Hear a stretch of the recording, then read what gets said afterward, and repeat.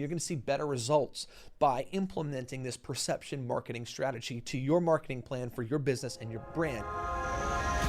This is Don't Fear Grit with Rob Taormina. Marketing strategies and advertising technologies to help you build a better business.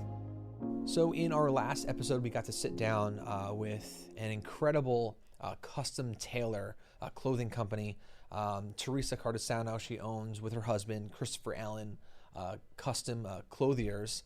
It's been around for a while. They're leaders and experts in the space. And when we had her here, we got to talk about how the way that you dress, how that could possibly impact conversations, how that could possibly impact various other things like your interview process, sales process. And you realize that obviously the perception of that people have of the way that you look does play into their decision about you, especially in that first few seconds. And so I really wanted to just today unpack sort of that idea, is this whole idea of perception, and how does perception play into the world of marketing, branding, getting your message out. And to start off, I really want to sort of just define this word. I know, this word perception, when you talk about it within certain contexts, that it could have this negative connotation, like, how dare you judge me by the way I look? And we're not referring necessarily to that. But what we are doing is acknowledging the fact that every single day, every single moment, whether you like it or not, is your subconscious is doing that.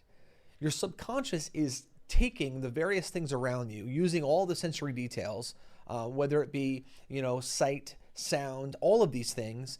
And your brain is always based on the perception of the receiving all that information, receiving the taste, receiving the smells. Your brain is processing it and then delivering to you this sort of like subjective opinion about what it is. And that's just sort of the reality of it. And when we use perception in marketing, it's acknowledging that process, the natural human psyche process of perception playing a role into a decision, and using it to your advantage though. And in this case, for our last episode, we were talking about specifically the way that you dress. Now, in certain work environments, let's talk about a car dealership. I know a lot of car dealerships, they make it mandatory for the staff to be in some type of professional attire. It could be suits, jacket, tie. It could be, pants, button-down shirt, and a tie.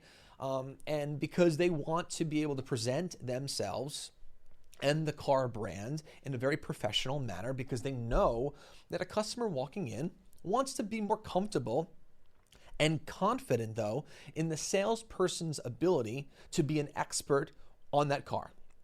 And they understand that a customer walking in will get that sense of comfort because naturally that's what happens. Now, just to prove the point, let's take two scenarios. Let's take two car salesmen, and this is not a judgmental statement, right? We're just talking about reality here. Let's put one person who's dressed in sandals, shorts, and a tank top. And let's take another individual who is, in a suit and tie.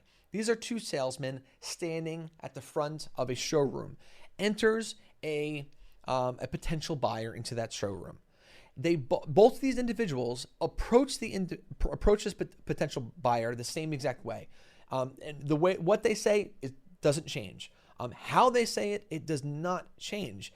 What do you think is the natural sort of just observation from the part of the customer? Naturally, that customer is going to think that the person in the suit works at that establishment, and that the person who's just in sandals, shirt, and a tank top does not work. Why? Because it's perception. And understanding the role that it plays in the process of both marketing and business development and business management can be an advantage when you work it to your advantage. And that's sort of what Teresa was unpacking, is that being able to look your best can really actually help with your entire process because of the reality, and she's very much aware of this, the reality of how you are perceived in various work environments. Now, we didn't talk about, and she's not making this claim that regardless of your work environment, you should be coming to work in a suit and tie. Hence, I am not in a suit and tie today. Obviously, where you're working, the environment that you're working is going to dictate, obviously, your attire. So that's not the point. But the point is to make that observation, acknowledge the reality of it, and leverage perception to your favor. She used also another great example of a job interview. If, in fact, you are prioritizing getting that job, and this particular job is something that you know, even if it's a job where there's just like polo shirts and jeans, what do you think would work in your favor? If, in fact, your value and what is most important is getting the job, then why not put in the extra effort to be able to dress to impress, because your objective is you want the job. So put your best foot forward and put a little bit more effort into dressing that part so that you could present really, really well, because that could be a differentiator. That'll help you maybe stand out from the other people going after that job as well. That's not an offensive thing to say. It's the reality of the situation, and you're using it what? To your advantage. Here's that. It's another great example of this. And also sort of like, I hate to beat a dead horse here, but I want everyone right now to imagine, close your eyes and imagine an elephant. And tell me, what do you see? Some of you might say, oh, I notice the trunk, the tusks. Other people might say, oh, I notice the big, sort of floppy ears. And what does it tell you? Number one, it tells you that not everyone's perception is identical, but it also tells you that everyone has a perception of that particular animal. Maybe they're not saying, oh, look at the elephant. Maybe they're saying, hey, look at the cool tusk. Why? It's because the sensory sort of parts of our life, sight, taste, touch, smell, like all of these things are constantly being processed in our brain, and it's now being translated and shooting out information to give us a perception of what it is that we are seeing, hearing, smelling, touching, et cetera, et cetera.